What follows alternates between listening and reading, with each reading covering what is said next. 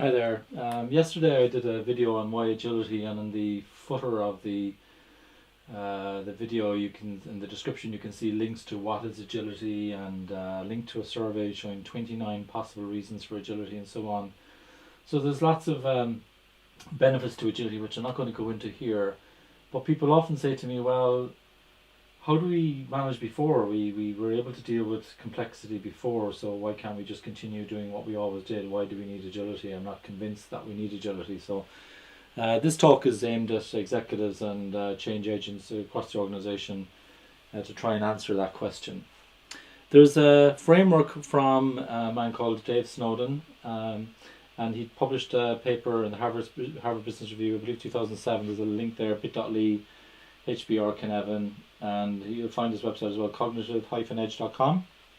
The framework is called Cynefin. It's a Welsh word, the home of our ultimate belongings. And it's a really interesting framework. It looks like it's a 2x2 matrix, but it's not. It's actually got 5 domains: clear, complicated, complex, chaos, and also aporia/confused. Almost 5 C's, but slightly different in the middle there. So it's not like a framework where you say, well, we need to be up in the top right hand corner. It's not one of those. In fact, with particular problems, we might be between a couple of domains. So I'm going to explain how this works and why it's relevant to the exam question. Why do we need agility now? Why can we not manage without agility? So the first domain is clear. So we used to call this obvious or simple. You just go and do it. And there's probably some best practice that you can use in that domain. So doing a timesheet, for example, writing an email. So usually timesheet, email, maybe some kind of expense report. The thing though is that with some of these things, like for example your expense report, if you don't have the skill level, you might need to bring an expert to bear to help you, so you might end up going into the complicated domain. So the clear domain is where you have the skill to do the job, and you should just go and do it. And so for clear, obvious, simple work, you know what you know. You just do what people normally do, and you don't need Scrum for that. You just do it. So that's fairly straightforward. Then you've got the complicated domain, which is really the domain of experts. So you either need to spend time analyzing, or you need to bring some experts to bear to help you. So experts will cooperate on fixing a problem. Typically for me, my skill level would be quite low with DIY and all that kind of stuff. So maybe I would request the services of a plumber, for example, or a solicitor, some kind of professional or expert, some tradesperson who has skill in a particular area. I bring their skills to bear, and then we can solve the problem. But for them, it's probably clear, but for me, it is complicated. Usually, though, in the kind of work that we do, in knowledge work, where we use our brains and so on, work is complicated when essentially you either need more time to investigate, or you need to bring an expert or a number of experts together. So this would be ideal for like a cross-functional team. If you're an executive leader in this particular case, you might just kind of get out of the way and just trust the experts to get the job done, and go along with that. Some other examples in relation to COVID-19 at the moment would be, for example, the numbers that are reported every day, the number of COVID-19 cases and all that kind of stuff. They bring some experts to bear, they do some analysis, and they give some kind of daily numbers. And what would be clear in COVID-19 would be like hand washing at the moment. I think everybody understands how they should wash their hands and so on. So that's clear and complicated. You get the experts together, trust them to get the job done, and off you go. But sometimes when you get the experts together, they don't actually solve the problem. Because over here, if there were known unknowns, over here we've got unknown unknowns. So we don't know what we don't know. So when we bring the experts together, they might get entrained in their own thinking. And so actually what we need in this particular space is what we refer to as cognitive diversity. Matthew Syed wrote a wonderful book called Rebel Ideas, where he goes into this. So cognitive diversity. And so when you've got a complex problem, you might need more than experts. You're most likely willing. You need fresh thinking. You need some kind of empirical loop to learn. So even if you have the experts together and you've got some fresh thinkers from other walks of life, other schools of thought, together, you might come across some solution to the problem. In this space as well, we tend to see what we call exaptation, where you reuse something that was invented for some other purpose, but you now found a better use for it. And an example would be a CPAP filtration mask, for example, has been exapted to be used for people in ICU to avoid going onto ventilators, so they can put a mask to their face, blow wind down their throat, and I presume they're injecting oxygen as well into the mask. And so that's an example of exaptation, and those machines were ready much sooner. In fact, when people got together to try and come up with ventilators, I believe the wrong ones arrived and they arrived too late and all this kind of stuff. So exaptation is probably more useful in the complex space, but there's a kind of an empirical approach where you're trying to learn. We just have to be careful, of course, that people don't always behave rationally, and so just kind of keep an eye on that we do have the diversity in our thinking, and that we do have people challenging. Groupthink can be a big problem in this area. You kind of run into trouble quite quickly. So for a complex problem, even if you get the experts together, because they're working on unknown unknowns, they may need a few loops to actually figure out how to solve this particular problem.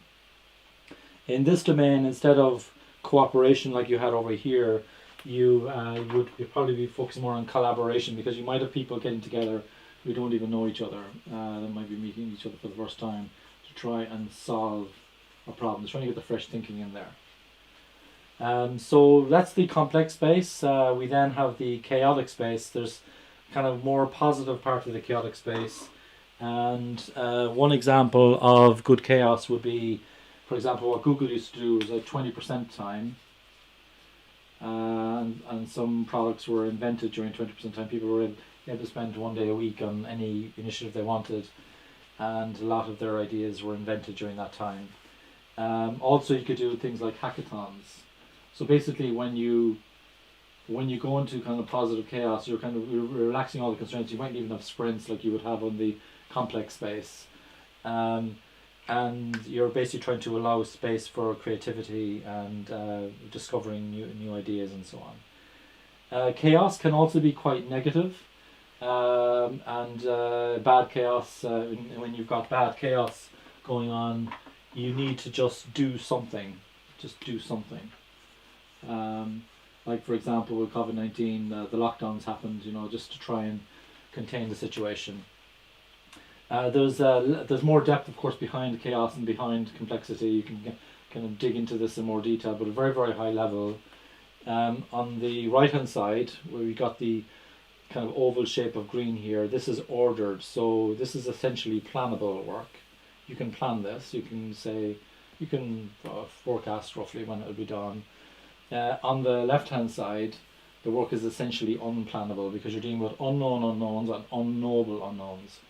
So I get a bit disturbed when I hear of people using best practice, which is appropriate in the clear domain, like waterfall and PrimBoK, Prince 2 or whatever, and they're using waterfall, but they're combining it with Scrum. Scrum is suitable for the complex space, as is Lean UX, Lean Startup, Plan, Do, Check, Act, Plan, Do, Study, Act, any kind of empirical loop. But when you use Scrumfall or Wagile, you're basically corrupting Scrum. You're trying to use best practice on a complex problem, and you're not doing this looping when you do Water Scrumfall, because you've got big design up front, then you've got lots of sprints where we don't really consider quality as much as we would in Scrum, and then we've got testing at the end. So we can't. There's a very long feedback loop, so not suitable for this space. So what happens is, when people tend to use Water Scrumfall, they tend to get very confident in their abilities because they managed to survive before. But what happens is they fall over the cliff. So all the other transitions are gradual, but this is like a cliff. You fall over the cliff, and it's really expensive to get out of this. Why is this relevant? What's the so what here? The so what here, number one, plannable, unplannable. Number two, depending on which space you're in, you might need to act differently. So if you're in the clear domain for the problem, like hand washing, just do it. If you're in the complicated domain, trust the experts. Get the experts in if you don't have them. If you're in the complex domain, you need to run some empirical loops and you need to build up some evidence. And there's some nuances within complexity, but essentially you need to use some form of agility. So if you have unknown unknowns, you will probably need agility to help you to deal with that. If you don't use agility, the problem is that you might use best practice on a complex problem and you'll fall over into chaos. So you can consider agility as a way of managing risk, because you're trying to avoid situations where you fall into negative chaos, and you're trying to allow a situation where you can learn if you want. You can go into a little bit of chaos, just limited time box on the chaos, but as you learn more, the work becomes less complex and more complicated, because now we know what we don't know. We have the experts, and eventually we all build up the skill, and we move back down into the clear space. So depending which space you're in, you need to act differently. Here, let people do it. Here, let a self-organizing team work together to solve a problem. Over here, you might need some large group facilitation skills. You need to be working in some kind of empirical loops to solve problems together. And in the positive chaos space, you need to just relax the constraints enough that you let people to find solutions to problems. If you're in the negative chaos, where basically it's chaos for a bad reason, essentially you might need to apply a dictatorial style. It's a bit more nuanced than that, but you might need to be on not so good behavior, like pretty much telling people what to do, so we can get ourselves back into the complex space, start some empirical learning, then get into a complicated space, then back down into this space here. What I see happen sometimes is people think they can use best practice in a complex problem, they fall into chaos.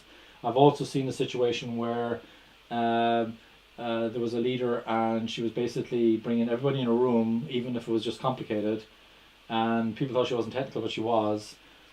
She could have just got 2 or 3 experts together to solve the problem. She got everybody in the room. It's like not an appropriate strategy. So depending on which space you're in within the problem, remember COVID-19 is a massive problem. Within that, you've got hand washing, you've got the scientists every day, you've got the vaccine trials and all that kind of stuff in the complex space.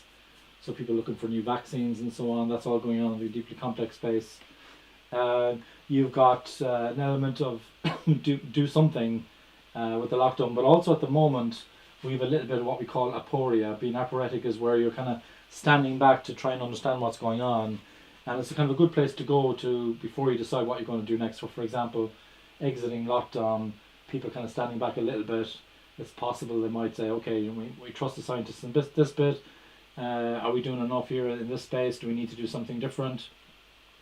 And if we get a second wave, of course, we have to kind of go back into this space, maybe do something again to try and get some order restored, or maybe just trust the scientists, apologize to the scientists, and let them crack on. So why is it relevant? Number one, if you try to treat a complex problem without some level of learning, and you expect this to be predictable, that's a freight train to chaos. So they're the kind of key points that I just wanted to make. Confusion is another state, which is not knowing which of these ones that you're in, which is where we are most of the time. You might actually start in a confused state even if you're aware of Cynefin, but then you're thinking about, okay, what do I need to do with different aspects of my problem? And so how do I deal with that? So I think Cynefin helps us to answer the exam question, why do we need agility to deal with complexity? Because we need some kind of learning loops, and maybe someone will invent something else other than agility, but right now agility seems to tick a lot of the boxes, and some methods are more complex than others. Scrum tends to be in the border, the liminal here between complicated and complex. Lean UX tends to be a lot deeper, and we thought that Kanban could only operate in the complicated, clear and chaotic spaces, but actually there's no Kanban for complexity as well, so Kanban can work in this space as well. But you need something that has some kind of a rhythmic cycle to learn from that. So that's the key reason why agility is needed. If we're going to respond to the complexity that's going on in this world, we need something that helps us to learn, which means we've got new ways to answer when will it be done. And that's it. Thank you very much. Any comments? I will answer them all in the comments box on the channel. Thank you very much.